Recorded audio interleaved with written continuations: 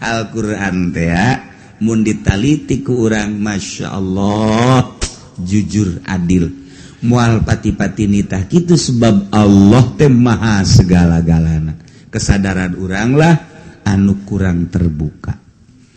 Oh ya Allah ya Rabbi.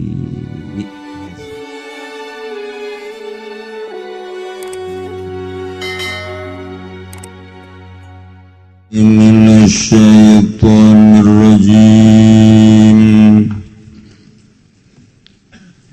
Bismillahirrahmanirrahim.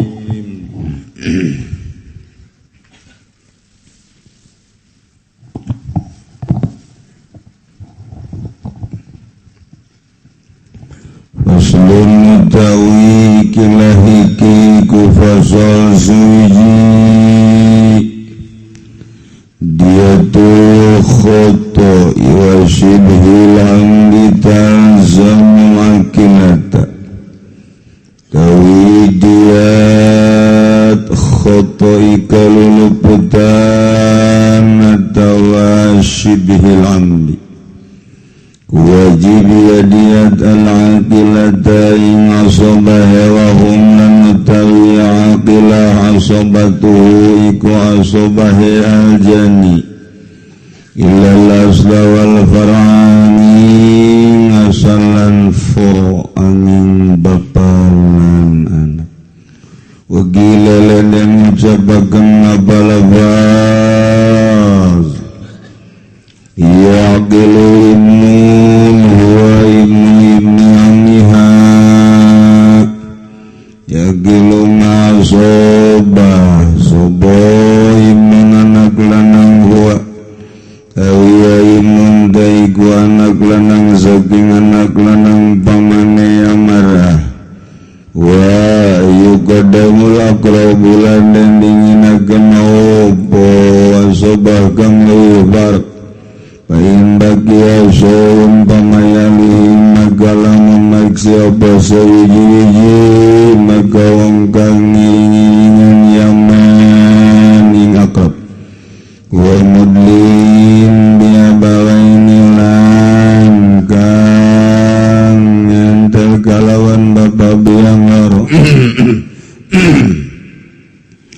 wal qadim wal tasyadu lan utawi kawan qadim iku tasyadu madakan dan padakan suma mutikun gari-gari wong kang merdekaken suma sobatuhu gari-gari asobah mutiko suma mutiku gari-gari kang merdekaken anaing mutik suma asobatuhu gari-gari asobah mutiku wa ila fa mutiku abil jani wa ilam yakun mutikun wala asobatuhu fa mutiku abil jani magaiku mutiki abil jani suma asobatuhu gari-gari asobah mutiku abil jani summa mutiku labi wa asobatuhu gari-gari mutiku labi lan asobah mutiku labi wa kaza abadan wa atikotuha wa kaza abadan wa kaza lana legaya hiki kitu wagadalan legaya hiki asobatuhu abadan ing dalam salawase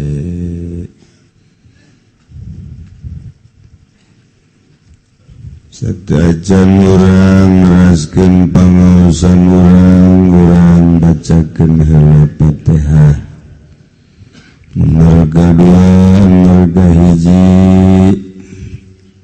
kamari dulur zungkuring ti doyong asalna nu maot di gelam Madrawi bin Haji Absat gelam kakana mah aya kene tapi adina nu diheulakeun mun nanya heula mah ka keluarga mending kakana heula ti heula itu bisa gitu. Kemudian Zamin bin Mayyah di Nangkolanda, Sesa bin Sarah seberang Kedaton. Kemudian almarhum Bapak Marudin bin Marsona di Kidu naon Bonim. Kemudian Tedamun Samsurijal bin Haji Kalib Cayur. Almarhum Ustaz Ahmad Sobari Ustaz Obang insana yang meninggal pada hari Masya Allah Rabu Nambo. Ya Allah, Ibu Aisyah binti Haji Inang, Kampung Kosong Canaya Sasaha di dia Penunggangan Pina.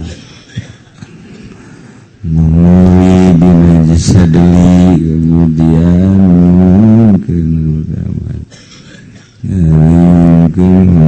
ayahanda almarhum Bapak Nurhani bin Panodoka, Sarmani bin Haji Siat Sentul Curug Kulon, kemudian Armajawa dia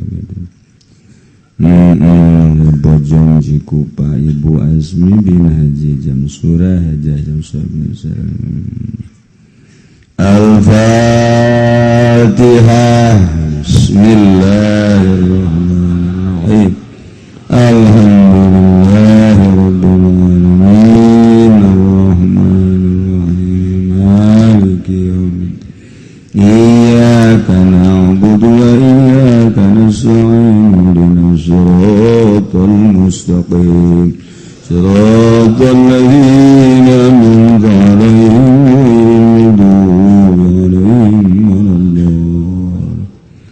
Fatihah kedua Muhid bin Hajah mantan. Kemudian Suhaimi bin Tawal, Haji bin Najis bin Qasidin Arif bin Coban lebih melawakata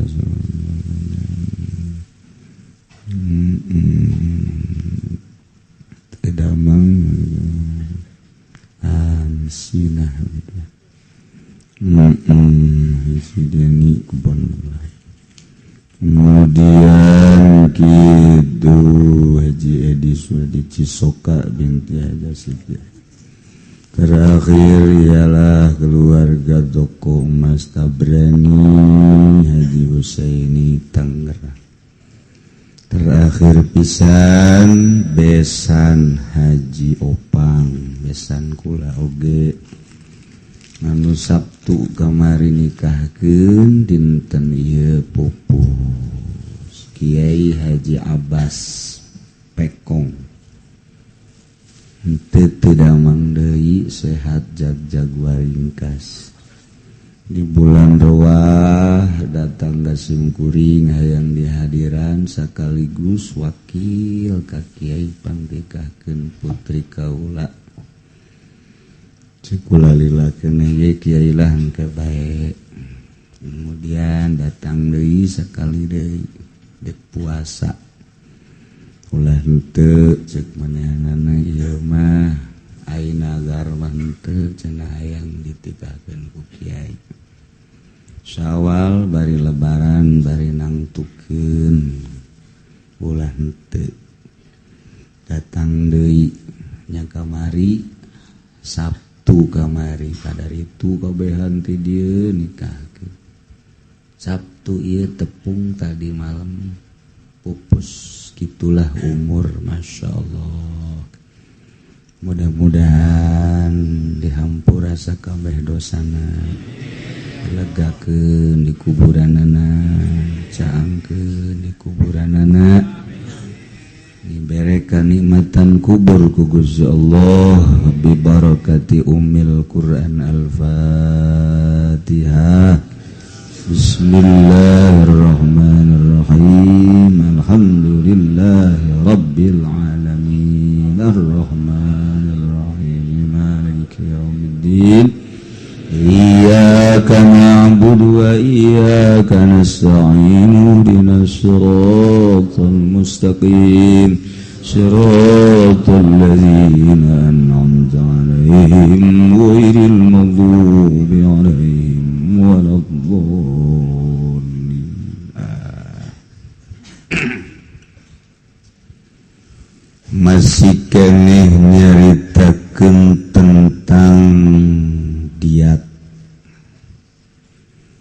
lalakonna pohara pisan panjangna bari jeung geus teu kalaku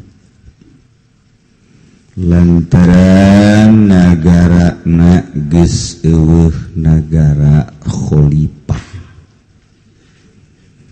di zaman Kangjeng sahabat tabi'in masih eksis tepikeun ka atsba tabi'in beladinya mulai goyang deui lantaran Yahudi jeung Nasrani terus-terusan berjibaku mulai rada geser saeutik hampir terus ka dieuna eleh Islam bangkit deui setelah 500 tahun di zaman Raden Patah sadunia Islam eksis kembali kabeh make aturan Islam termasuk di negeri tercinta Indonesia kerajaan zaman harita tunduk ke peraturan-peraturan para aulia Allah telilah hanya 100 tahun 1 abad kurang leuwih terus Nasrani nyerang deui budaya-budaya Nasrani Yahudi dikembangkeun deui di dunia terus kabelah dieuna Islam makin terpojok terus terakhir Khalifah Utsmaniyah Turki langsung gugur di harita can aya muncul deui pemimpin Islam secara kafah terus jadi gayuna komo ayeuna mah pohara jasa pertahanan Nasrani pohara nyana berbagai sektor nyerangna ka urang geus puguh urusan politik geus puguh perekonomian nyana menguasai sampai di dunia khususnya di Indonesia kurang tercengang barang beli teh malah hesean keneh cash tibatan kredit gitulah Yahudi nyerangna ka urang naon nu diharamkeun ku urang kunyana ditumbuh biak kembang biak urang haram awewe teu make jilbab paksa teu meunang aya jilbab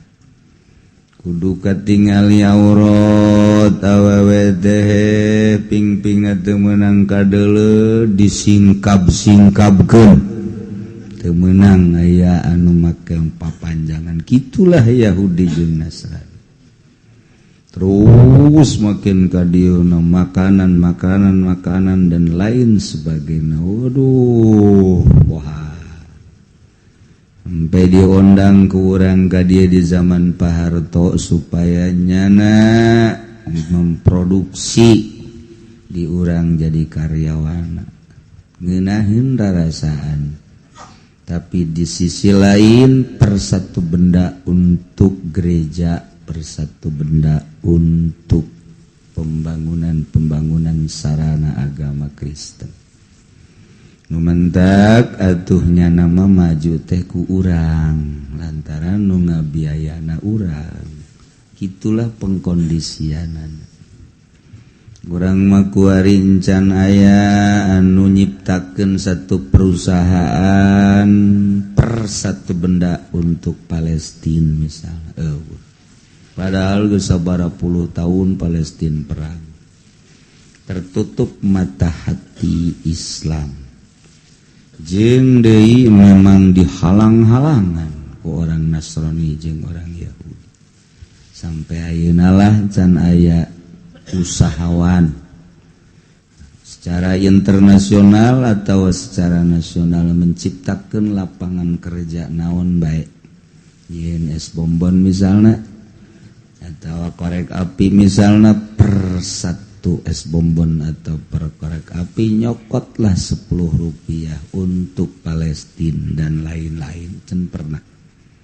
Atau untuk pembangunan masjid di mana dibutuhkan taro nyebrang ke dunia lain mah ka negara lain mah meureun eungap di urang di Indonesia.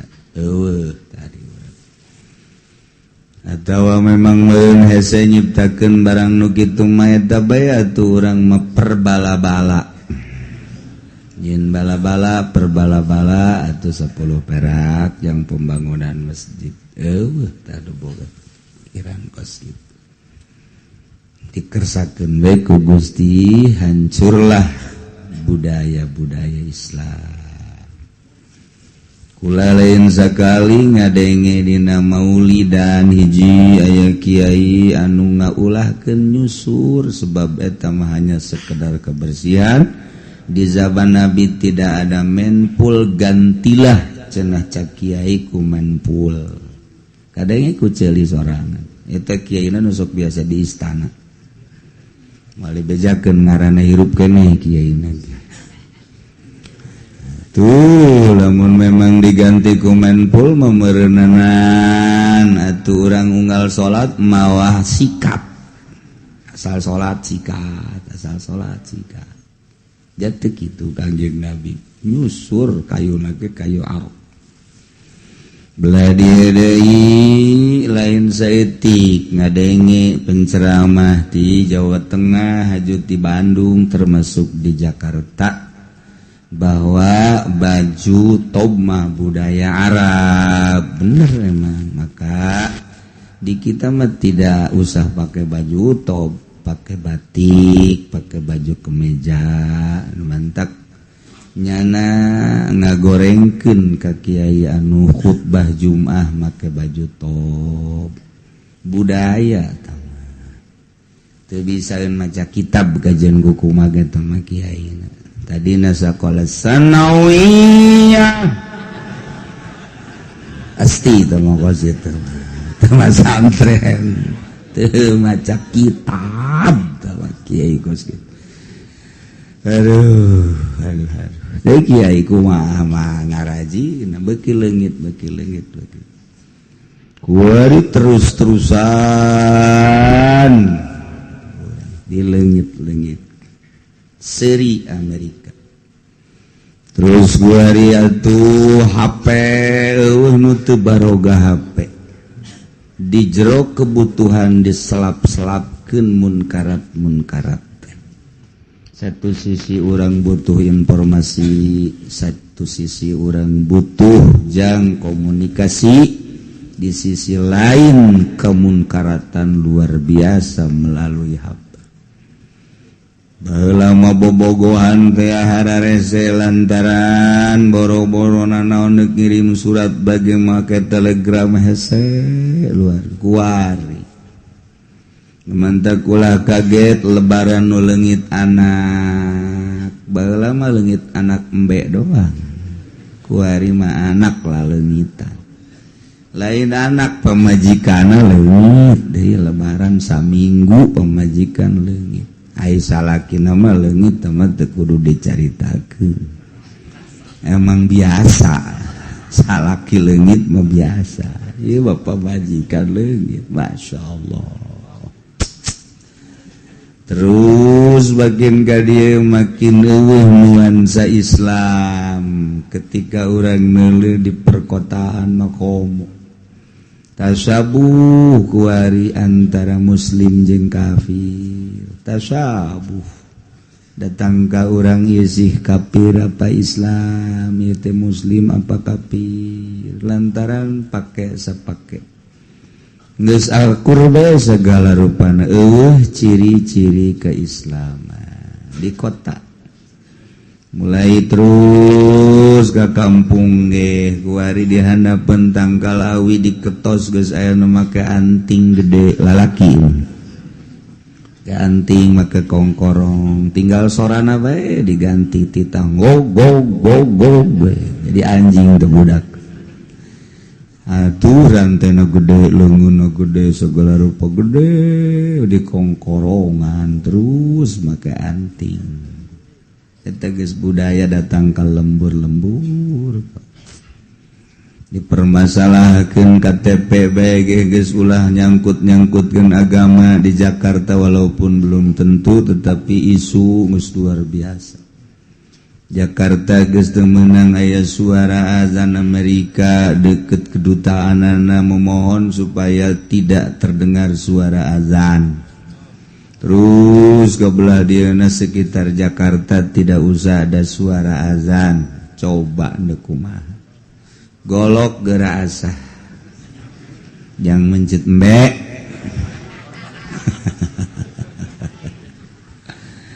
Namun Jakarta anu dianggap kota metropolitan anu dianggap kuat baheula mah ulah dikira Jakarta teh budaya Betawi anu sangat religi. Deuleu Kalideres deuleu Cengkareng tarulah Kalideres mah mah menang nyokot di Tangerang ieu Cengkarengna kemudian Srengseng terus kabelah itu Kebon Jeruk kebelah dituna terus eta teh lain lalagaan daerah-daerah santri. Tanah Abang mah pan daerah Habib mah di dinya mah malah sumber pendidikan habaib di Tanah Abang. Wari geus terkikis.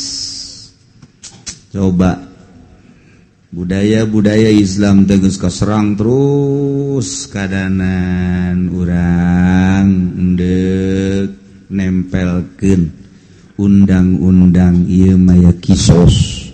Atuh undang-undang salat, undang-undang zakat, undang-undang puasa atawa undang-undang jual beli. Wah, jararau. Sebab boro-boro Indonesia nu tiba heula demokrasi cacak-cacak Irak kedek diajurkeun supaya demokrasi.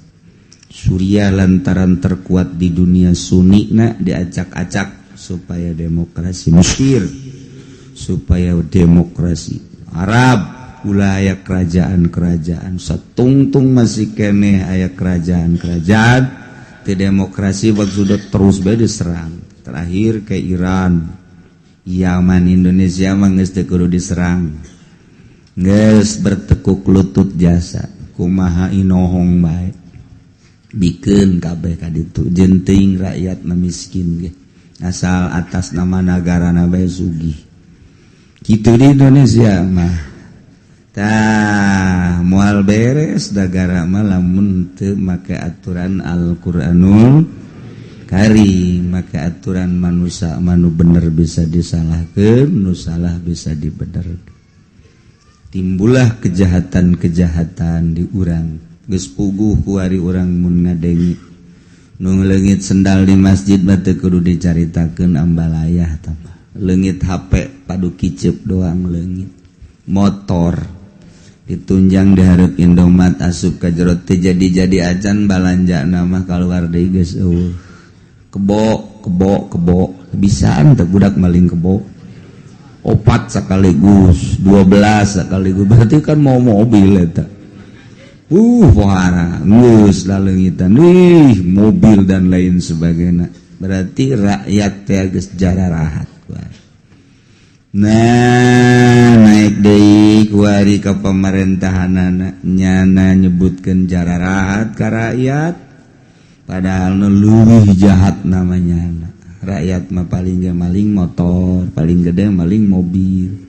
Aya pamarentah duit rakyat dileg-legan kunyana alabatan orai koros. Jahat jadi mah keur carita jahat kabehan.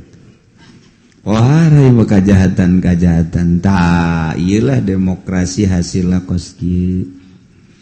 Sementara pendidikan agama ngaleungitkeun agama mah asal daek ujianna. Urang betah los teruskeun. Teu betah silahkeun kumaha urang dikembalikeun ka urang anu nyicingan nagara. Di jero kebangsaan Indonesia nagara urang nu bakal dilanjutkeun ku anak incu urang. Serangan terus makin ka dieu ayana di kota Tangerang Alam Sutra aya BSD. Terpisahlah ku ari rarasaan urang hirup urang jeung nyana. baheula lama menyatu satu kabupaten terasa dulur kabeh nu aya di Tangerang, nu aya di Gondrong, nu aya di kitu naon Ciledug, nu aya di Balaraja Cikupa. Ketika aya perumahan, aya sekat perasaan nyana-nyana urang-urang.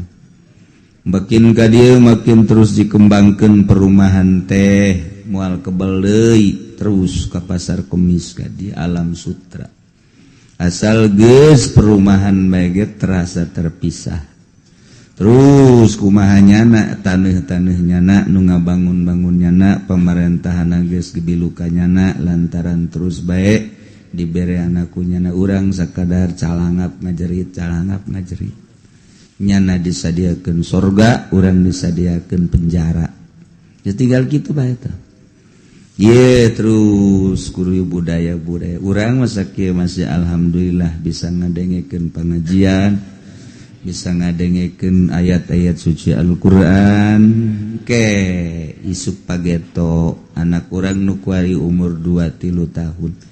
Meureun ketika nyana umur 30 tahun mah urang teh geus karolot atau geus maot.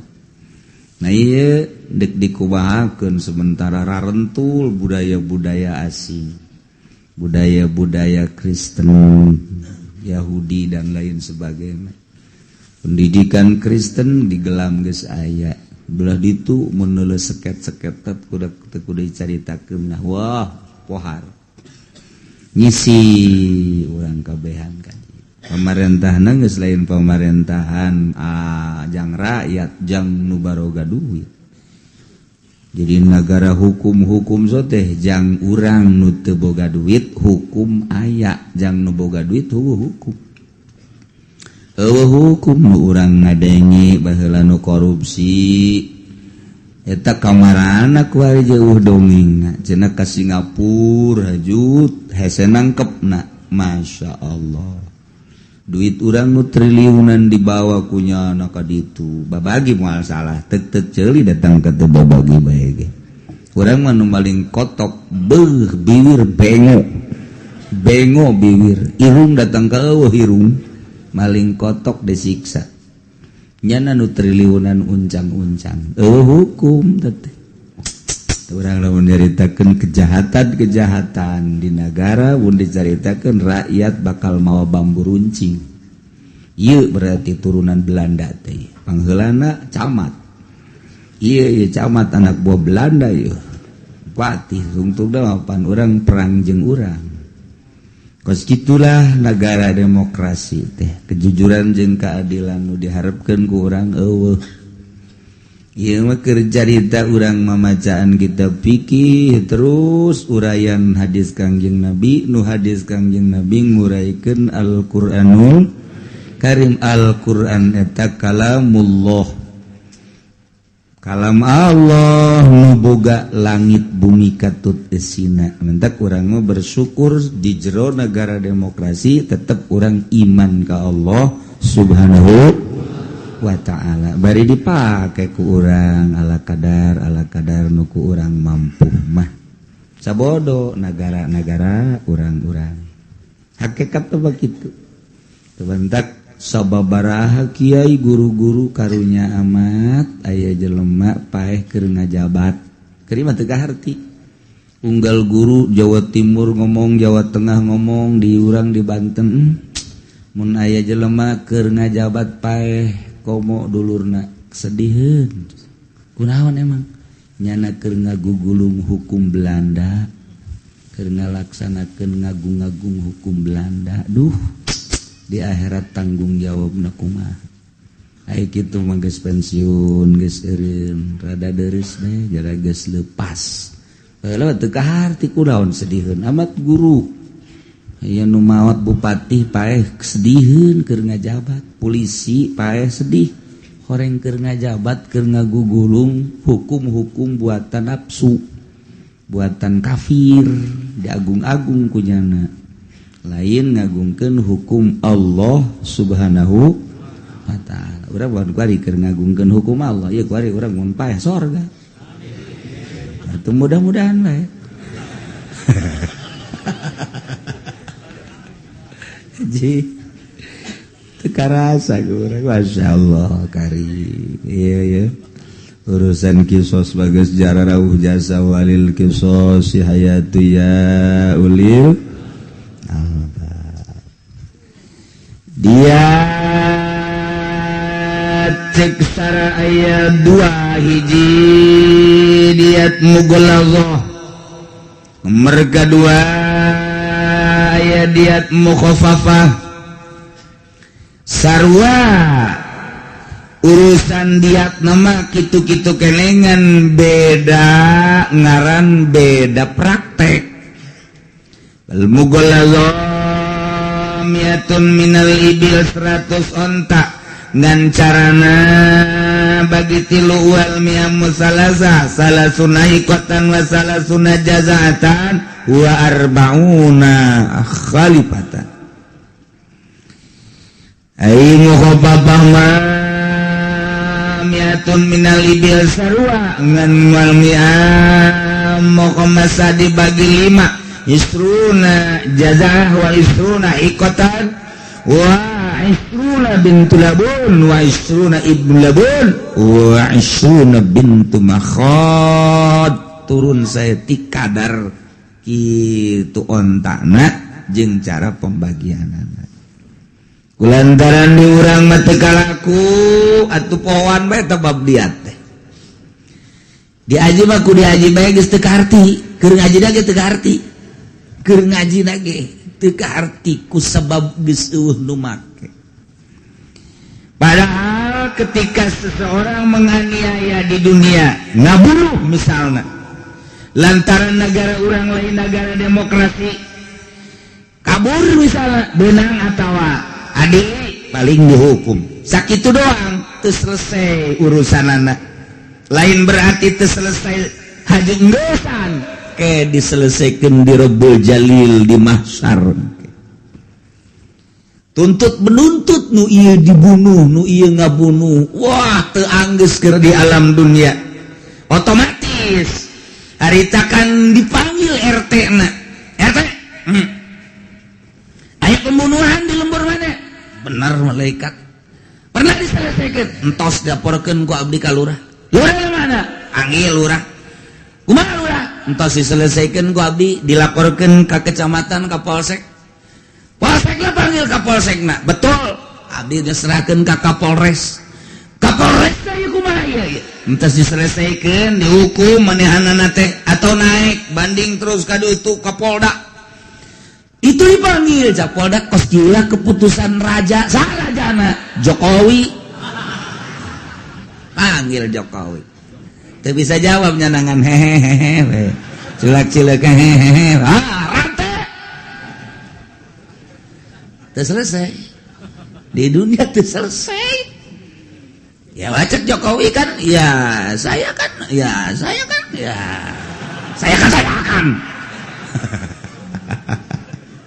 kembali deui ka kabinet nyieun keputusan kabinet ini kan hasil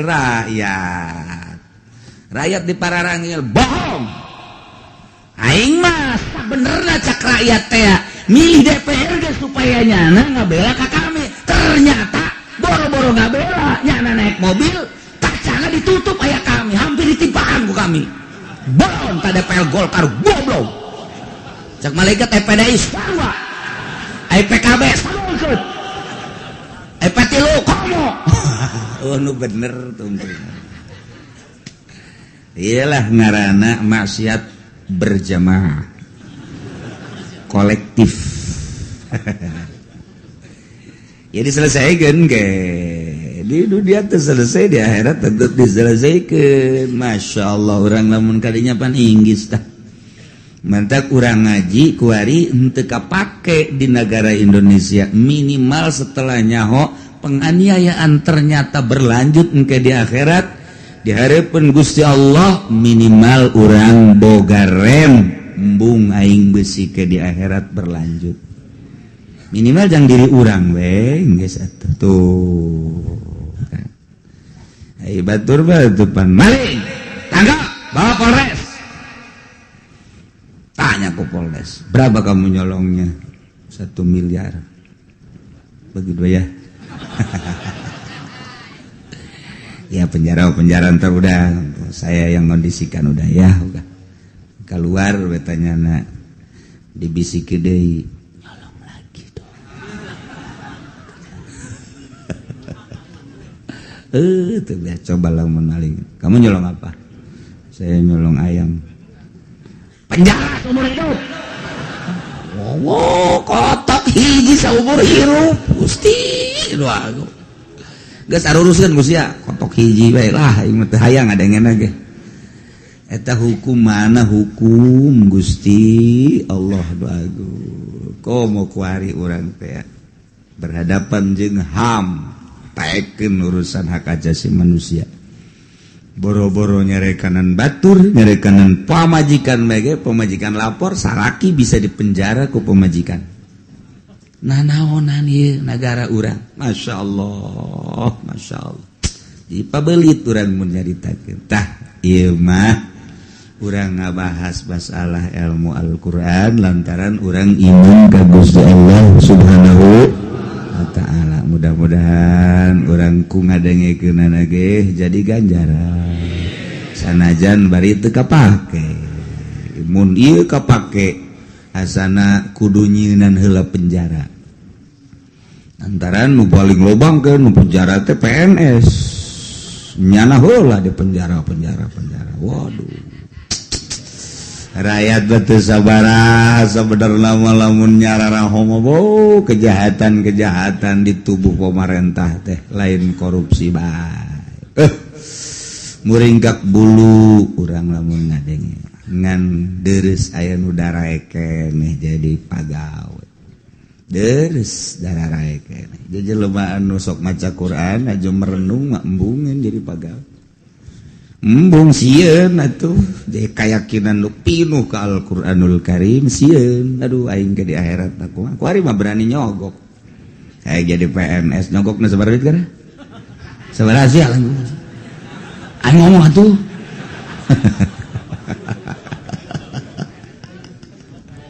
Aduh ya Allah.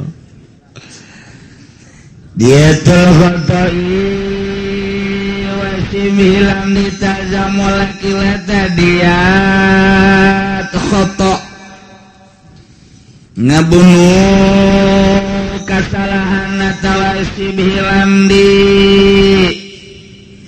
urang mana sugan urang nu kurang dipanah teh tangkal buah nu geus dipersiapkeun ai barang kena ngagoak teh pan ngagoak orang Ki Zaid kasalahan Tazimilana ilah tazamul akilata wajib ka akilah akilah teh asobah selain daripada bapak jeung anak. Lamun Ki Zaid dibunuh ku Ki Umar, Zaid maut. Ki Umar setelah diinterogasi ternyata benar sebagai pembunuhna, maka wajib bagi Ki Umar bayar diat untuk Ki Zaid. Tak eta nu mayar diatna lain Ki Zaid tapi keluarga nu mayar diatna keluarga Ki Umar sebagai pembunuhna. Saya akilah-akilahna yakni asobah-asobahna. Kok cak keluargana anyana nu ngabunuh aing nu mayar balikeun ketika Ki Umar anu kabunuh kan nyana maot dibayar laku pihak Ki Zaid kuari kan nu meunang warisanana teh tina pembunuhan akilahna sarua bae. Ulah ngajoak ketika mayar pan aing ka babawanya anu ngabunuh ngajoak kabehan. Ulah waka ngajoak ketika Ki Umar nu kabunuh meunang duit ngajoakeun teh sia. Hehehe ampan.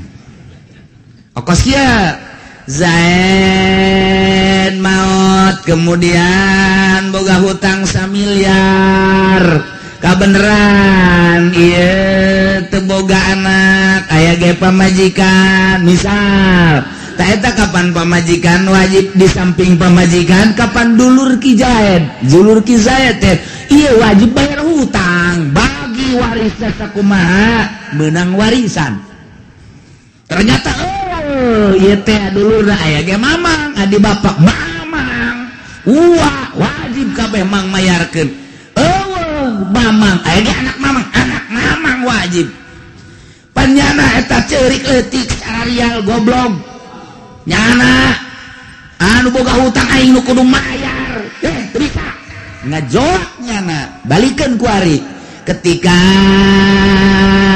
Ki Zaid maot kemudian teu boga anak teu boga pamajikan bagi warisna eta adalah jatuh ka mamang atawa ka uwana aya anak mamang anak uwa kira-kira nyana ngajoak sama bukan teu boga cenah aing mah nyana nu maot aing nu meunang warisan teu bisa kitu kadegeun kabeh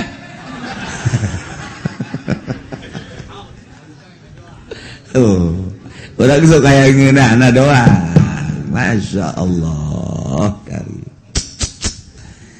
pokoknya mah Al-Quran nangis tekudi dibundang banding ketika orang meneliti tentang hukum Al-Quran timbullah jujur jeung adil Masya Allah kuari orang lamun nyaritakeun tentang hukum Al-Quran fankihu ma tawbalakum minan nisa'i masna wa sulasa wa ruba hiji lalaki opat boga pamajikan anak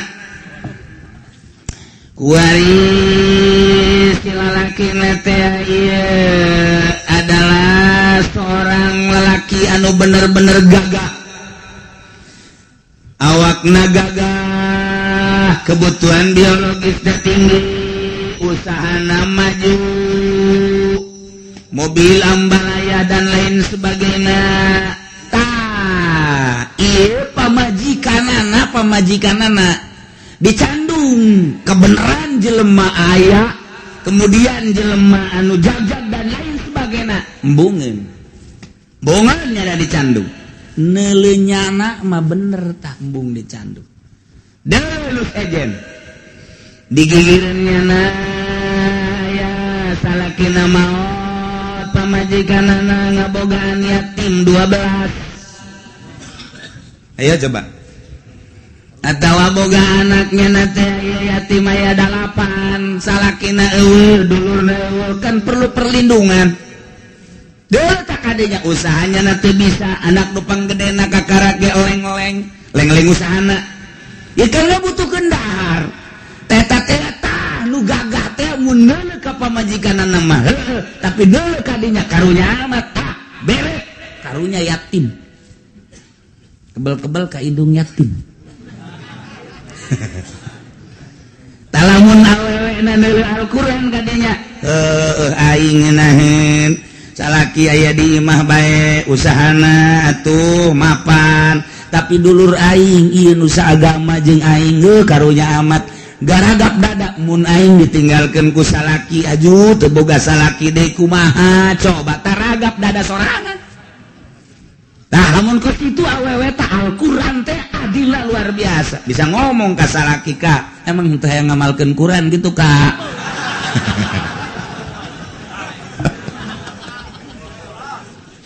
aduh Masya Allah emang gunaon gitu lain mesti diamalkan be ayat fankihu ma tobalakum nisa emang gunaon jeuh eta karunya nya boga yatim 8 bu mangkani ngawan usaha mun kula ditinggalkeun ku salaki nasibna seperti kitu pan karunya kak karena Allahan bae kak jujur adil Al-Quran boro-boro kos itu sebenarnya mah salakina gagah, usahana gagah, awakna seterek gagah lah, kebutuhan biologisnya luar biasa. Kabeneran pamajikanana gering, bengek deh, teu bisa dialep suka. Jana geus ka rumah sakit, kemudian balik deh kan ka rumah sakit mah dibiayaan ku salakina, tapi kan urusan nu hiji. Itu bisa kompromi kan hiji mah.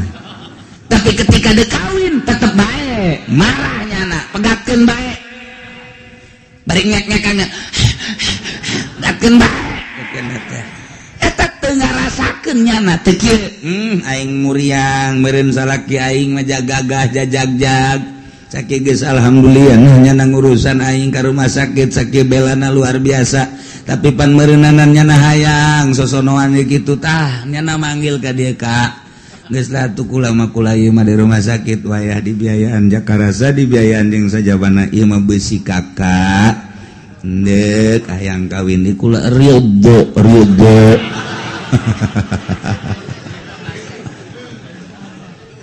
Eta Quran. Winaheun jasa. Oh, boro-boro jag-jag waringgas pamajikan bengek di rumah sakit masih teu izin keneh bae. Izin kene bae, aju kabehan ngomong ulah ka dicandung bae dijinya ke ditu. Ieu mah sarua jeung dibunuh ku sia lain ku ieu. Coba eta pan nganyingsieunan mah eta. Al-Qur'an teh ya mun ditaliti ku urang masyaallah jujur adil. Moal pati-pati nitah kitu sebab Allah teh maha segala-galana. Kesadaran urang lah anu kurang terbuka. Oh ya Allah ya Rabbi hese mantap pula menjadi presiden ujianana dianjurkan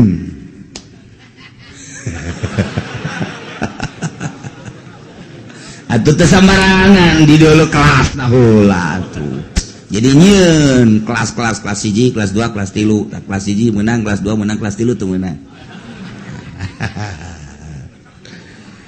Masya Allah. Wakil yakilu ibnun wa ibnu ibni amiha cek sagalna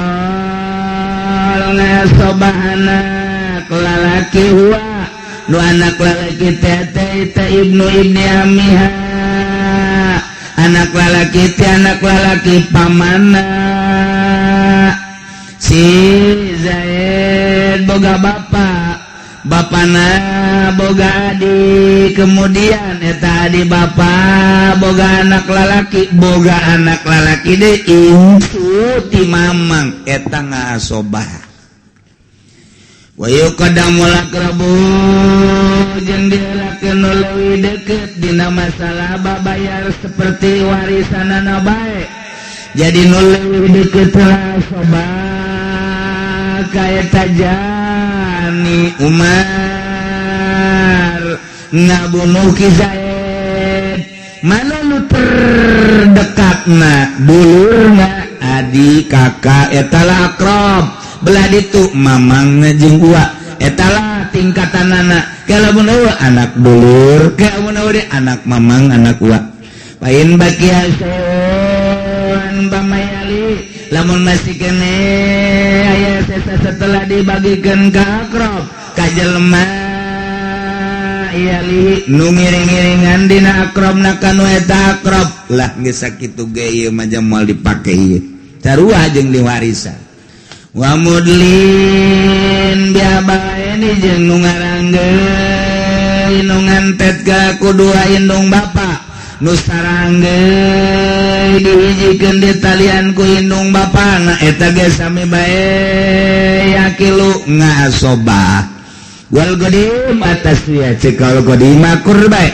suma mutikun beres jaritakeun tina urusan asobah nasab ku ari asobah mutik eueuh pisan di urang dina berjalan ge geus eueuh jelema nu ngamerdekakeun ngaranna mutik eta teh jadi ngasobah ketika terjadi pembunuhan atuh mutikna aya ge asobana mutik suma asobatuhu kemudian mutikun nu ngamerdekakeun kan nu ngamerdekakeun mutikul mutik mutikul mutik asobana asobah mutikul mutik mun aya mutik jeung asobahna asobah mutik jeung mutikul mutik maka pamutiku abil jani mutikna anu ngamerdekakeun ka bapana anu ngabunuh suma asobatu kemudian asobana mutiku abidani suma mutiku mutikil abi kemudian mutikna nu ngamerdekakeun kan merdekakeun bapana asobana wa kaza tutulah abadan salilana wa tikuha wallahu a'lam bishawab.